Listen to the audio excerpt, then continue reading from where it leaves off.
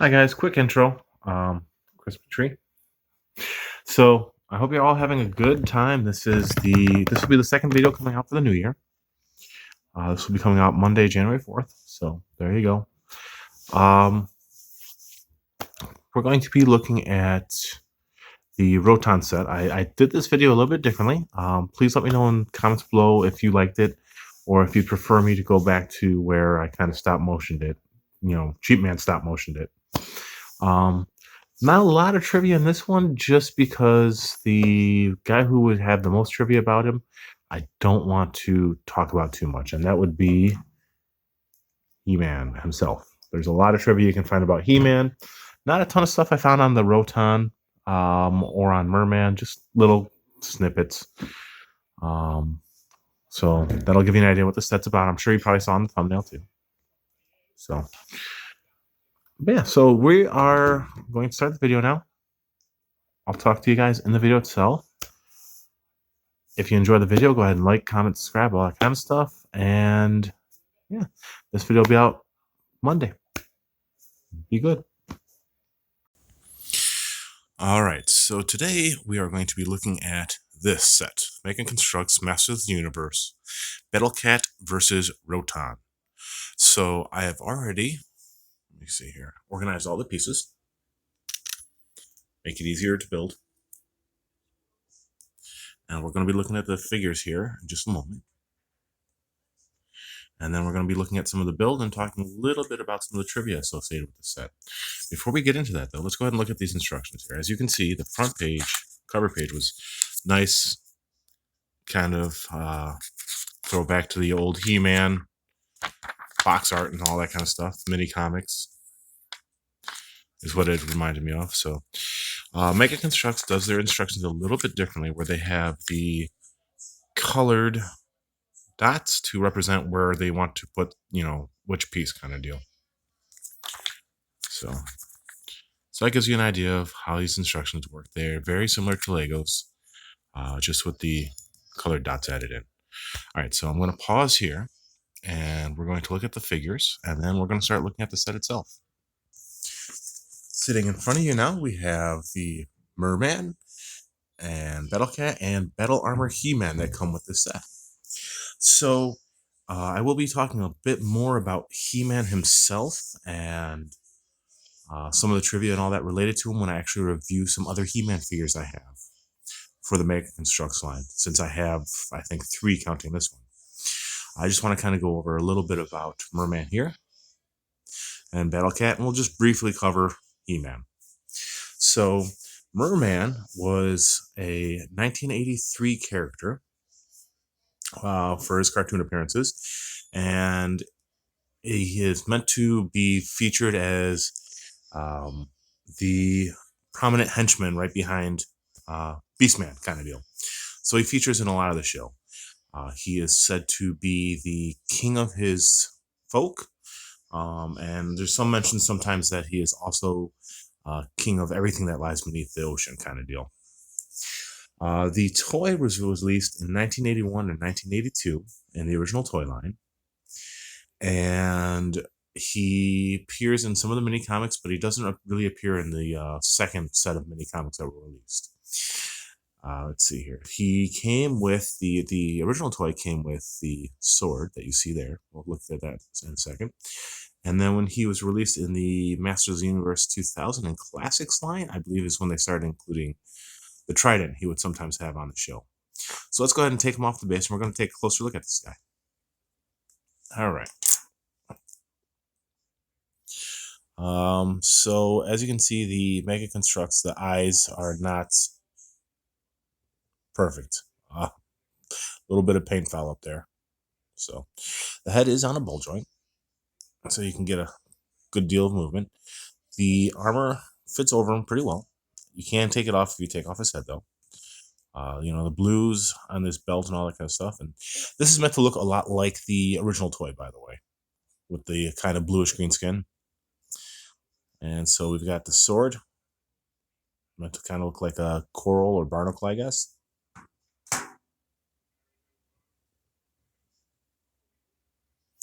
I always thought it looked like a corn cob. One thing I do have to say about the Megaconstrux line is that the figures get stress marks in their hands from just holding their weapons, which is kind of sucky. His trident is kind of cool. It's 2 pieces with the fork and the pole being separated. Nice dot. I like how it has kind of like the claws on that. Figure itself has nice molding though. Got, webbed feet. Kind of looks like he's wearing boots, but I think that's just because they reused the Skeletor legs. And then if we lift this, you can see he has a green belt and a yellow, like, kind of loincloth deal. So, fun fact about the original toy. The original Merman toy was actually reused when they made Stinkor. All they did is they slapped a little bit of different armor on him, gave him some different weapons, and a different coat of paint. Made him look like a skunk. So let's go ahead and set him off to the side. And let's go ahead and we'll look at Battle Armor He-Man. This was the first He-Man variant introduced into the Masters of the Universe line. I don't remember him appearing in the cartoon, or he may have made some appearances in some comic books. But he was a very interesting toy when he was made, because he had a very cool play feature, which I'll talk about in a sec. So, one other cool fact about Power Armor He-Man is that he is such a popular figure. He actually appears in a lot of the toy lines as the first variant, because people just love this guy. He has a different face than some of the other He-Men I have. Orange belt, brown shoes. Only comes with an axe. He doesn't come with the power sword in this set, even though the original toy did. But what was cool is that the chest on the original toy was made so that if you pushed on it, it was on like a drum, right? So you push on the drum, boop, and it would push into his body, and a spring would cause it to flip. And when it would flip, it would have battle damage. So you have the regular H, flip once and have 1 scratch across it, and it would flip again and have 2 scratches. And then you could flip it again to put him back to no battle damage. So he was a cool toy. I had the original 1984? Yes. 1984 released version of him as a kid, and I loved him. Played with him a lot. So we're going to set him off to the side. And then we have our good boy, everyone's favorite, Battle Cat. So the toy itself was released, I believe, in the first line of toys in the 1981 and 1982 line. At least that's what I was seeing when I was looking up some quick information to supplement what I already know. So he was actually designed this color kind of to make it so that they wouldn't use this toy. And why do I say they wouldn't use this toy? So originally Battle Cat for the toy line was a repurposed Big Jim Tiger. And Big Jim was another line that Mattel had run. And the producer was like, oh, we got to give He-Man, something to ride. So he was kind of looking at what they had available to use in the toy line. And they're like, oh, we have these animals from Big Jim. And next to He-Man, it's pretty well on scale here too, Battle Cat was about the size of a horse. And so the guy was like, oh, that's perfect. And one of the artists was like, oh, we no. And so they painted him orange and green, thinking that the producer or developer or whoever it was that had chosen to use the cat would be like, oh, okay, never mind. Instead, he looked at him and said, okay, now put a saddle on him and it's good to go. And that's actually how we got Battle Cat. In the cartoon, Battle Cat is both Battle Cat and Cringer. And, oh, come on. You could replicate it with the toy originally in the 1980 line too. But as you can see, since this is based on the 1980s toy, he is still quite ferocious looking. Whereas in the cartoon and when they started to introduce Cringer in some of the later comics, not the mini comics, but some like DC comics and stuff, Cringer is a bit of a scaredy cat. Like, He doesn't want to fight or anything like that. Instead, only becomes so ferocious when he is gifted with the power of Grayskull alongside He-Man. So there you go. Tail moves, back legs move on a ball joint, front legs are on a ball joint, feet are on a hinge and on a swivel. You can move the neck up and down and ball joint there. So yeah, so this was a cool figure. I like it. You can have He-Man ride him. Let me see here. Let me grab He-Man. And he's going to look at you guys. Brah. Brah. He-Man. And the Masters of the Universe. I had a Cringer toy as a kid. I do know that. Don't remember when I got it. You know, you can have He-Man ride him. You can hold on to the thing here. There you go. There you go. He-Man can ride on Cringer into battle. So there you go. He-Man and Cringer. So that's it for the figures for this this toy line. Oh, real quick before I forget, some interesting fact I found about Merman. The artist who designed him based him on Bernie Wrightston's version of the DC Comics Swamp Thing.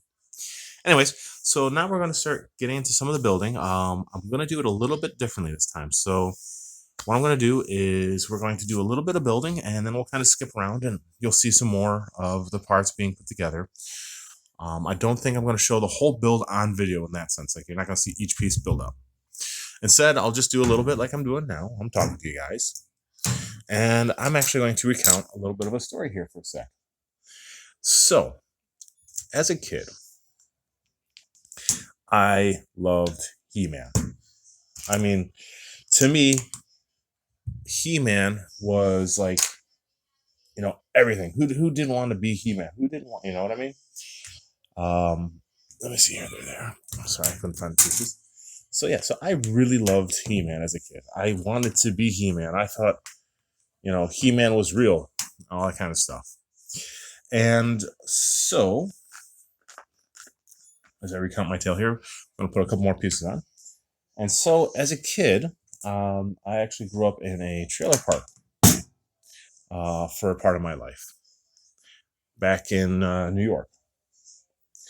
And they would have these little parades that would occur semi regularly, just little events to celebrate, I guess. I don't know. I don't remember completely. My mom tells the story a lot to my kids because she thinks it's cute and hilarious or something. So,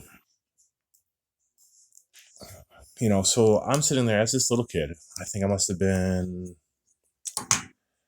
3 or 4, something like that. And He-Man was coming through our trailer park. Maybe I was even 5. But you know, He-Man was supposed to be on parade in our trailer park. And it was right around the time of my birthday. So I was absolutely sure that He-Man was coming to our trailer park just to come see me on my birthday, because I thought that was the kind of guy He-Man was, right? Anyways, let's go ahead and take a quick break here. I'm going to come back, and you're going to see a little bit more of this build. I just want to show off a little bit here. This is a piece that I don't see in Lego, this red piece here. There are similar pieces in Lego, but I don't think I've seen this exact piece. Have similar pieces to Lego in here. But so far, it's almost all basically the same thing as Lego, except for this piece for sure. I've never, ever seen this piece here. Anyways, like I said, we're going to pause here. I'm going to build a little bit more, and we're going to come back, and I'll probably show off a little bit more interesting features. We'll talk a little bit about the Roton toy itself. And so we're back, and I've built these little 2 side pieces here. And so, like I said, I wanted to talk a little bit about the Roton toy itself. I never owned it as a kid, right? I do remember playing with it, though, as I had a teacher in elementary school who, she had a bunch of toys, and one of the toys she had was some He-Man stuff, like the Roton. But the toy itself was released in 1983. I was looking at some notes I have for Battle Bones. It was released in 1983, And it featured in the cartoon, of course. And in the cartoon, the Roton fit multiple enemies, right? And would go across and had a spinning blade. The toy itself, though, could only fit one enemy at a time. Same thing as what you're going to find with this. Oh, come on, you. So when this is finished, this blade, as you can see, is going to actually spin quite freely. And it'll turn. Let me see here. I'm going to cheat a little bit to show you. It's actually going to turn due to this wheel. This wheel is going to click on here. Right, and it's going to turn the blade later. So we're going to get the blade on like that, and I'm going to start setting this on. So yeah, in the cartoon, you know, the Roton would fit multiple enemies. The toy itself would only fit one when it was released, and when it was also released, it did not come with any like driver. It was, you know, meant for multiple use, I guess you could say. That's a big difference here. Whereas, you know, this set itself does come with the merman figure. There was a Battle Blades toy released for the 2000 He-Man line. And there was actually also one released later on that had, what do they call them? Skeletons, I want to say. Basically, in the comics, we're going to talk about the mini comic real quick here. Basically, in the mini comic, Skeletor had a bunch of kind of like Skeletor looking guys that followed him too. Not just, you know, Evil Lyn and Merman and Beastman, Stinkor, Webster, and all that kind of stuff, right? These creatures were never released in the original toy line. And they were actually ended up being released in the Masters of the Universe Classics line. And the one of them came with, because there was two types. There's like one with wings, I believe.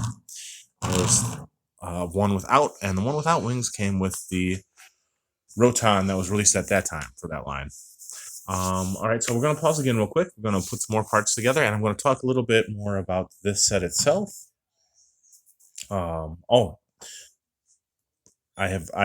sure Lego has probably something similar, but I do not recall seeing any saw blade like that in the Lego line. Pardon me.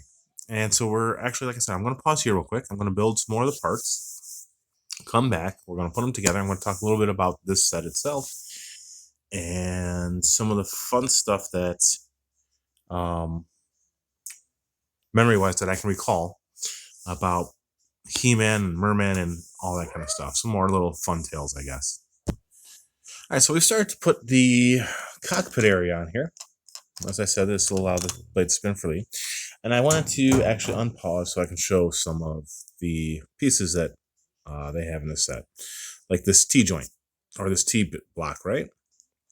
I don't remember seeing anything like this in Lego, this T. So I am very sure I can say that that's not a piece you normally find in the Lego line, because I'm sure I would have at least one by now. Let's see here. Now I'm right here. I don't know if they have a similar piece to this in Lego. I know they have one where it's round like this on both sides, but I don't think they have one that's shaped like an L. And most of the rest of the pieces are similar to stuff I see in Lego. This is similar, but not the same as some Lego parts. It's done a little differently. And there are actually printed blocks. There's two printed blocks in this set, and we'll see them in just a little bit. So I'm actually going to pause again here real quick. I just want to show off this piece here that is exclusive to Megaconstrux before I get to building again. Where I'm actually going to build up some more of the cockpit, and then we'll unpause, and I'll put together the cockpit a little bit further while I talk to you guys. All right, so I found another interesting piece, actually, that I don't see in Lego, and that's this piece here. You know, there's something similar with Lego where they have the plate that hangs over the side, but I don't think I've seen this kind of piece exactly. Let's see here. So I talked a little bit about the toy and the fact that, in the cartoon and the toy line itself, it was very different. There was never any set driver in the toy line or in the Filmation cartoon. And I don't recall it in the mini comic. And even though there's a lot of information out there for He-Man, it's very jumbled up. A lot of the stuff that I actually find out about He-Man, I find out from a site called Spectre Toys, I believe, which was one of the guys that helped to design the Masters of the Universe classic line and all that kind of stuff. So it's been interesting because I've learned a lot of little trivia about like Wonder Bread He-Man. I don't know if any of you guys know who that is. If not, I'll tell you. So there was a He-Man toy in the original 1980s line that people thought was like a joke or a hoax or something like that. And at the same time, they thought it was real. It was Wonder Bread He-Man. And no one could figure out if it meant like you got them via Wonder Bread or, there we go. So this is actually going to be the face. If it was picked up via Wonder Bread or what. And so this guy, Wonder Bread He-Man, is He-Man. I don't believe he had his chest armor. And he came with a shield and an axe, I want to say. And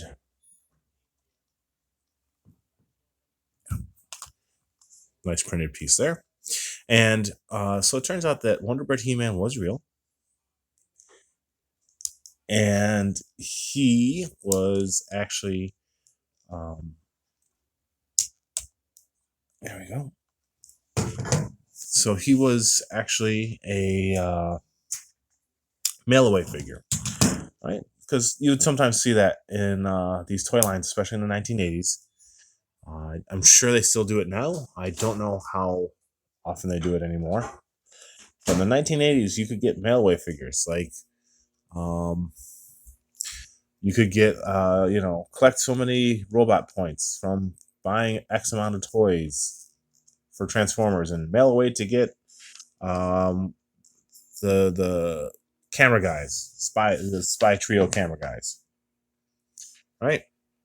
And so a lot of these companies did that kind of stuff. Apparently, a lady was not happy with it though because she thought her kids were going to be getting a new toy or a toy that actually came with everything it was supposed to come with, and it did not apparently. And so she was very unhappy with it, which is kind of what caused some of the kerfuffle with it. So it was very interesting to find out that it was real, and very interesting to find out that it was a real disappointment to the kids who got it. And nowadays,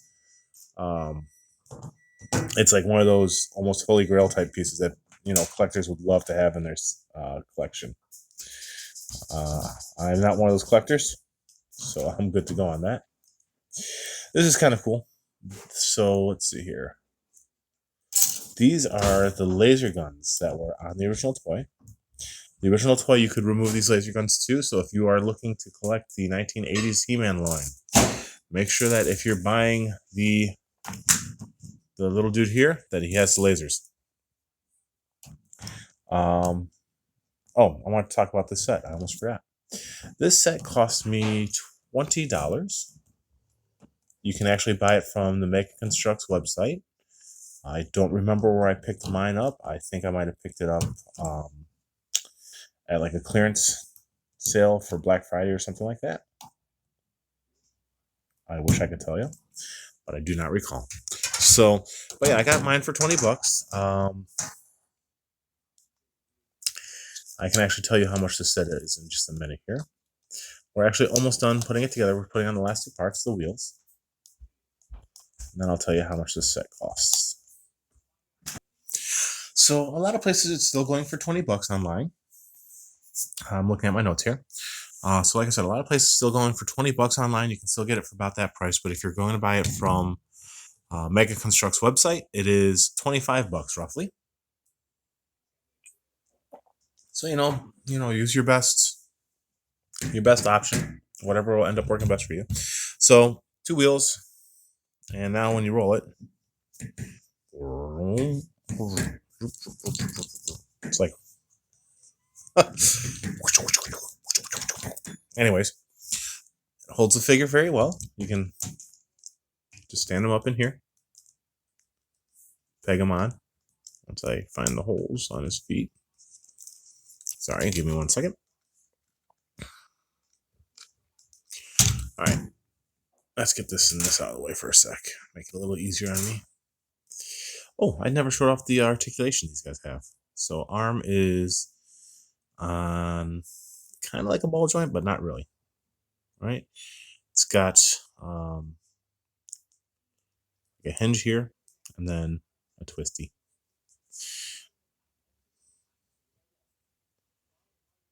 We got a hinge and a twist there, the wrist twist, waist articulation, ball joint here, but not a lot of movement. It doesn't go out very far. And then knees bend. Same thing for all the line. They all have the same articulation. So again, let me see here. Let's put him in. Oh, fine. Let's see here. There, we'll just sit him like this because I'm having trouble getting him to do what I want him to. And so now he can chase He-Man down. They can have, chicken. Come on, you. There we go. You can chase Battle Cat. Don't know why it doesn't want to. There. Whee! Battle Cat can chase. Ha! He can get stuck in his own machine. It's like a Disney World ride. Teacups. These fire on this toy. Press the back.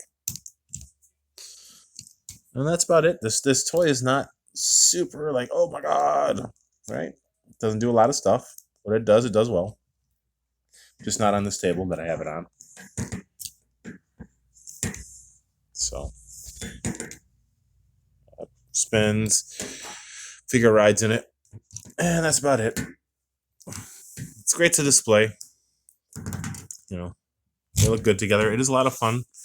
You can have He-Man and Battle Cat, attacking it, kind of deal. So, yeah. So there are a couple other sets for this line, and that I have that we're actually going to build the vehicle separate from this piece. This piece I actually have with Castle Grayskull because it connects up to it. On the back, you do have a nice parts list.